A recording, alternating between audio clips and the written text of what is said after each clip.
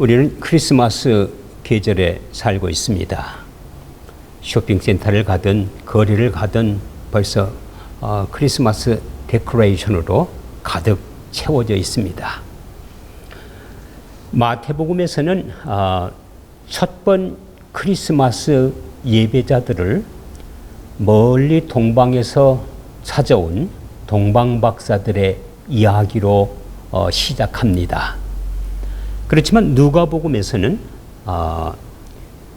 동방에서 온 동방박사들의 이야기가 빠져있는 동시에 들에서 양을 치는 목자들이 먼저 예수 그리스도의 탄생의 기쁜 소식을 듣는 것으로 되어 있습니다.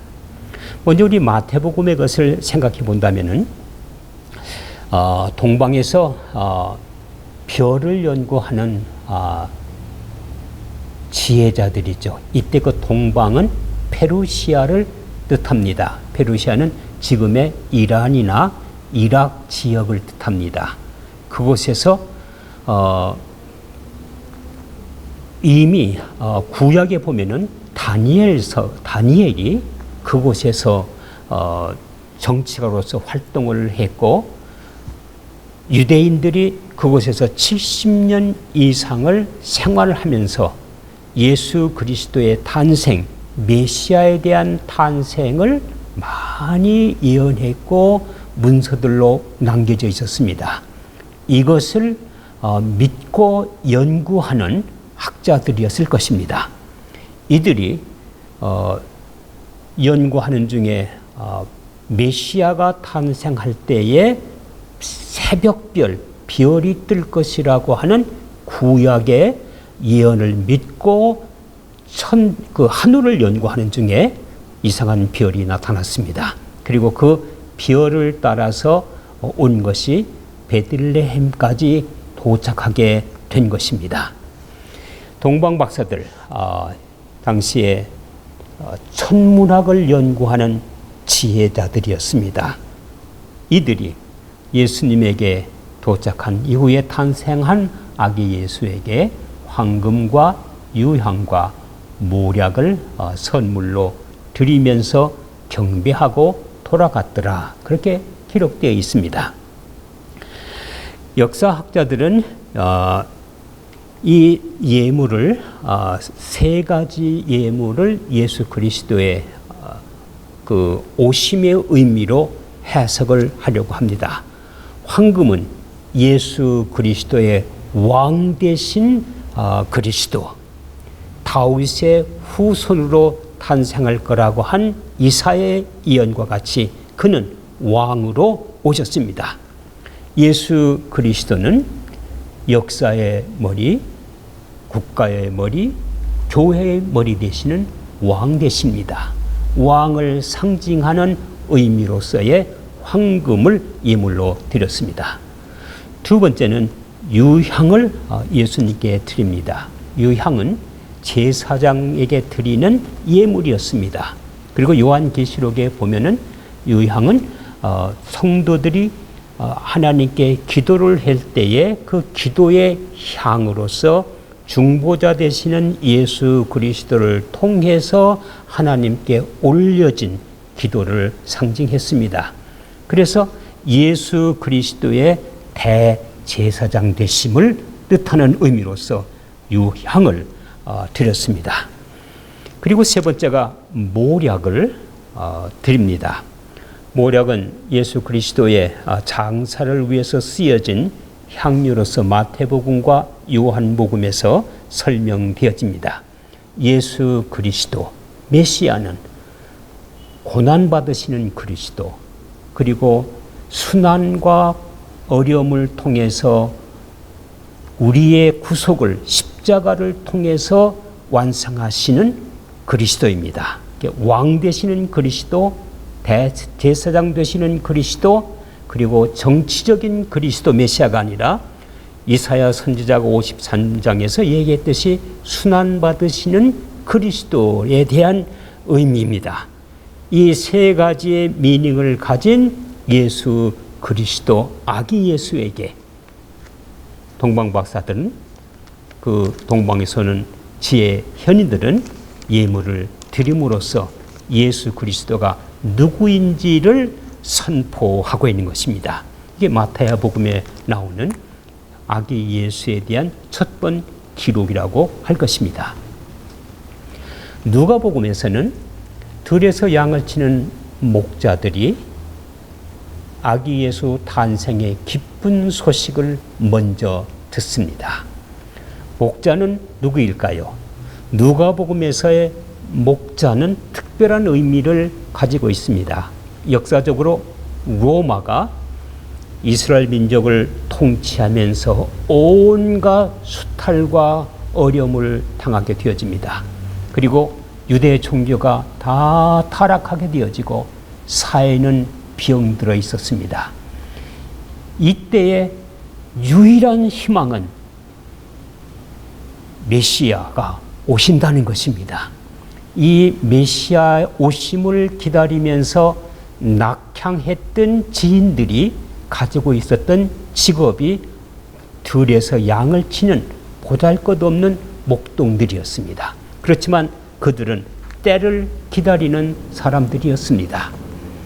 예를 들면은 다윗이 구약에서 왕으로 부름받기까지 들에서 양을 치는 목자였습니다. 목동으로서 일하면서 그는 시편 23편 유명한 성경을 시를 썼지요. 그리고 물 8맷돌로 고리앗을 넘겨뜨릴 수 있는 기술을 습득했습니다.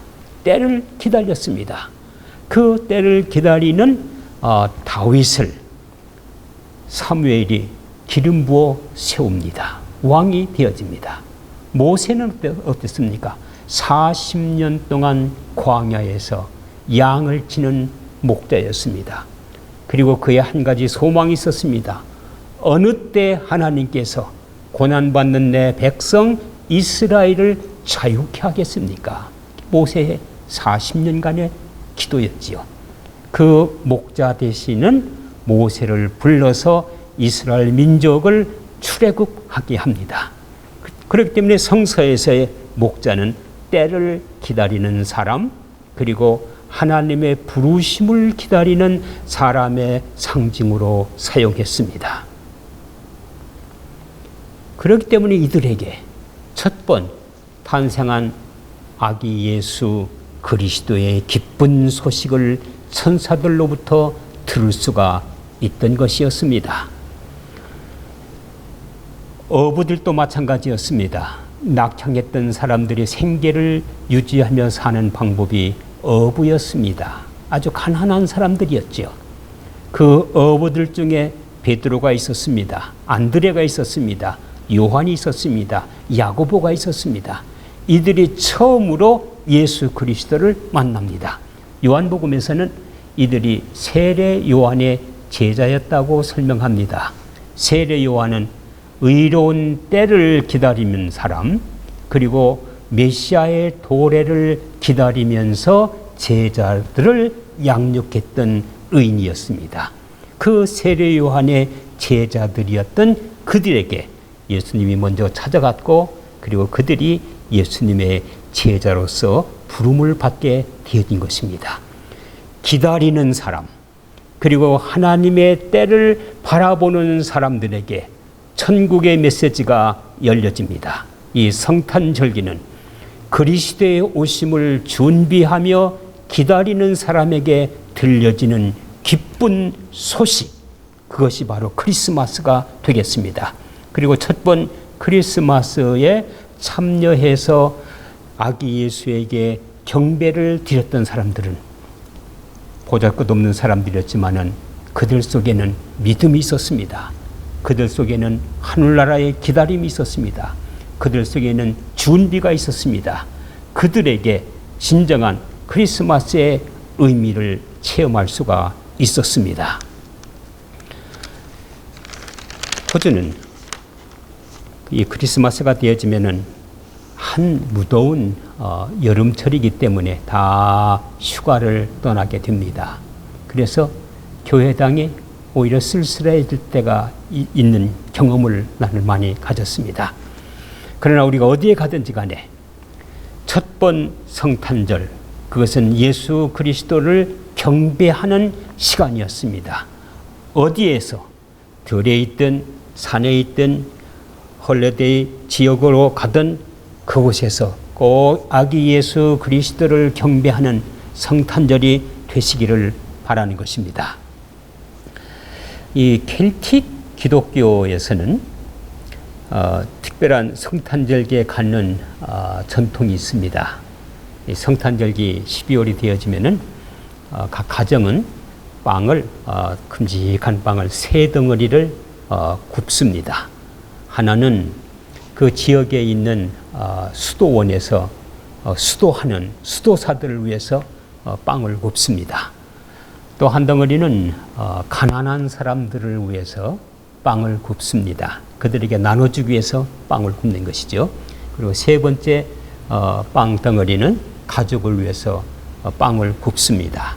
세 덩어리를 매일 구워서 하나는 수도원에 보내고 하나는 가난한 사람들에게 나눠주고 하나는 가족끼리 먹습니다.